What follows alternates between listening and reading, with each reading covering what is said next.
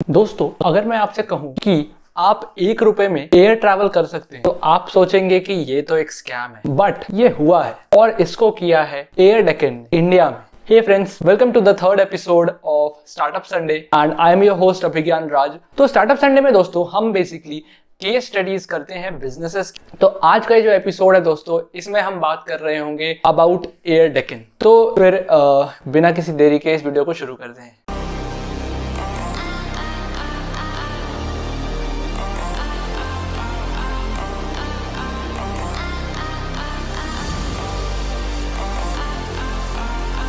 तो दोस्तों, एयर डेक्कन की एक बहुत अमेजिंग स्टोरी है क्योंकि एयर डेक्कन इंडिया का फर्स्ट लो कॉस्ट एयरलाइन बना।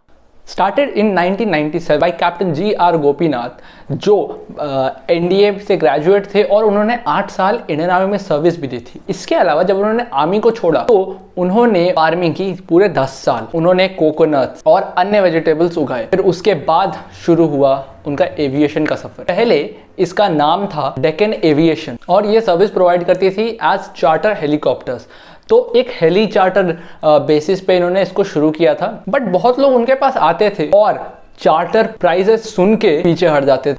फिर इन्होंने जो एविएशन इंडस्ट्री है इंडिया की, उसमें एक ट्रिमेंडियस पोटेंशियल को देखा। तो डेक्कन एयर की शुरुआत होती है इन अगस्त 2003 विथ ATR, जिन्होंने स्मॉल सिटीज और लार्ज टाउन्स को connect. Soon they expanded to airbus A320 connecting major cities. जो इनॉग्रल फ्लाइट थी वो थी फ्रॉम हैदराबाद टू विजयवाड़ा। तो अब हम बात करेंगे स्ट्रैटेजीज जो एयर डेक्कन ने यूज की और कैसे ये इंडिया की फर्स्ट लो कॉस्ट एयरलाइंस बनी। तो सबसे पहले इन्होंने क्या किया, इन्होंने टिकट्स ऑफर करना शुरू किए स्टार्टिंग फ्रॉम 1 रुपी।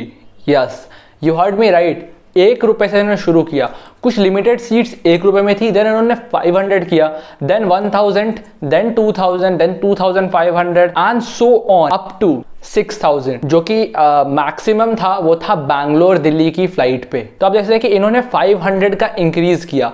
इन्होंने 62 रूट्स और 44 डेस्टिनेशन पे सर्विस दी इन 2005। इन्होंने कॉस्ट एलिमिनेशन कैसे किया, इन्होंने टेक्नोलॉजी का यूज सिर्फ वहीं किया जहां जरूरत थी या जहां पे टेक्नोलॉजी यूज करने से कॉम्प्लिकेशंस नहीं बढ़ रहे थे।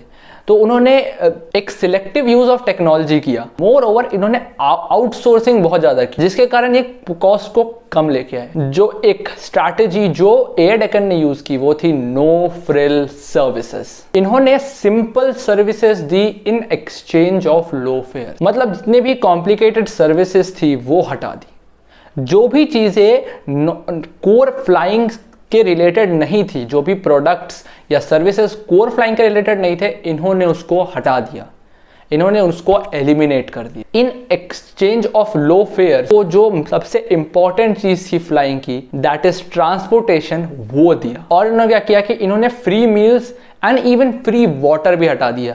ये सब चीजें वो आउटसोर्सिंग करते थे, वो एक थर्ड पार्टी के साथ इन्होंने पार्टनरशिप की एंड वो free meals and free water नहीं देते थे, सब कुछ पेड होता था। आप एक थर्ड पार्टी से एक थर्ड पार्टी थी जो इन चीजों को हैंडल करती थी on air Deccan flights. More over सबसे इंपॉर्टेंट चीज जो इन्होंने की वो ये कि उस समय काफी ज्यादा कमीशन मिलता था ट्रैवल एजेंट्स को, इन्होंने उसको हटा दिया। इन्होंने अपने टिकट्स को सिर्फ अपने कॉल सेंटर्स और इंटरनेट से बुक करने की फैसिलिटी रखी। फिर कॉस्ट कम करने के लिए इन्होंने एक और चीज की, वो ये थी कि इन्होंने सिंगल क्लास रखी and point two point service रखी।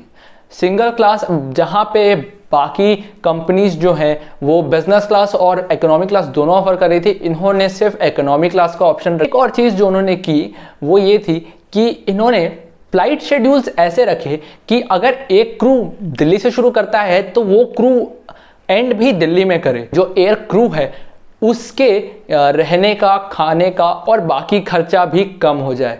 सो these were some of the brilliant strategies जो एयर डेक्कन ने इस्तेमाल की। अब आप सोच रहे होंगे कि अगर इन्होंने इतना कुछ दे दिया तो ये कमा कैसे रहे थे।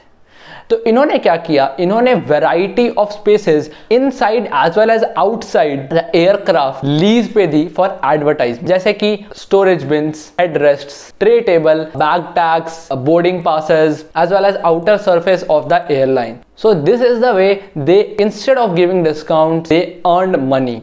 अब सबसे बड़ा सवाल आता है, 2007 के अराउंड इनके 14 मिलियन पैसेंजर्स थे, 14 मिलियन फ्लायर्स थे। इतना कुछ करने के बाद why did air Deccan failed? The answer to that is very simple. जहां पे एयर डेक्कन ने मिडिल क्लास लोगों के लिए एयर ट्रैवल अफोर्डेबल बनाया, वहीं पे इन्होंने एक रेपुटेशन भी बना ली, एक बैड रेपुटेशन। इनकी फ्लाइट्स ज़्यादातर डिले हो जाती थी, इनकी सर्विसेज काफ़ी ज़्यादा पुअर थी और लैक ऑफ रिलायबिलिटी थी, जिसके कारण काफ़ी पैसेंजर्स थोड़े दुखी रहते थे। ये इसलिए होता था क्योंकि ये काफ़ी चीज़ें आउटसोर्सिंग करते थे एंड मोर ओवर टेक्नोलॉजी का यूज़ सिर्फ ये वहीं करते थे जहाँ नेसेसरी होता था। मतलब if technology is not increasing the complexity तो वहाँ पे टेक्नोलॉजी को यूज़ करते थे, अदरवाइज नहीं करते थे। इसी बीच इन्होंने किंगफिशर, जी हाँ वही किंगफिशर जो विजय माल्या ओन करते थे, उनके साथ इन्होंने पार्टनरशिप की। किंगफिशर के मालिक यानी कि विजय माल्या ने 26% of the stake air Deccan का खरीदा। जैसे ही ये डील फाइनल हुई उसके बाद विजय माल्या ने इसका नाम from air Deccan to simply Deccan change किया। और साथ ही साथ उस समय ये डिसाइड हुआ था कि ये दोनों कंपनीज हैं, ये दोनों इंडिपेंडेंटली वर्क करेंगी, जहाँ की किंगफिशर इंटरनेशनल ट्रैवल्स पे एंड बिजनेस क्लास पे फोकस करेगी, वहीं पे simply Deccan cheap and affordable flights पे फोकस करेगी। बट जैसे जैसे टाइम बढ़ता गया लोगों ने ना सिर्फ एयर डेक्कन को छोड़ा बट उन्होंने किंगफिशर को भी छोड़ दिया और वो उनके कॉम्पिटिटर्स की तरफ जाने लगे। इससे किंगफिशर एयरलाइंस बैंकरप्ट हो गई और साथ ही साथ एयर डेक्कन की भी उड़ान यहीं पे खत्म हो गई। अगर हमसे कोई डिटेल मिस हो गई हो या फिर आपके पास कोई भी और इन्फॉर्मेशन हो या फैक्ट हो इस वीडियो से रिलेटेड तो प्लीज़ हमें कमेंट में ज़रूर बताएं। ऑल्सो आप अपने व्यूज़ भी दे सकते हैं इस वीडियो के रिगार्डिंग, और अगर आपको फ्यूचर में और कौन से स्टार्टअप्स की केस स्टडी देखनी है वो भी आप कमेंट में लिस्ट डाउन कर सकते हैं। मोर ओवर दोस्तों, अगर आपको ये वीडियो अच्छी लगी हो तो प्लीज़ वीडियो को लाइक कीजिएगा, शेयर कीजिएगा ताकि बाकी लोगों को भी इस वीडियो के बारे में पता चले, और ई लाइफ को जरूर सब्सक्राइब कीजिएगा।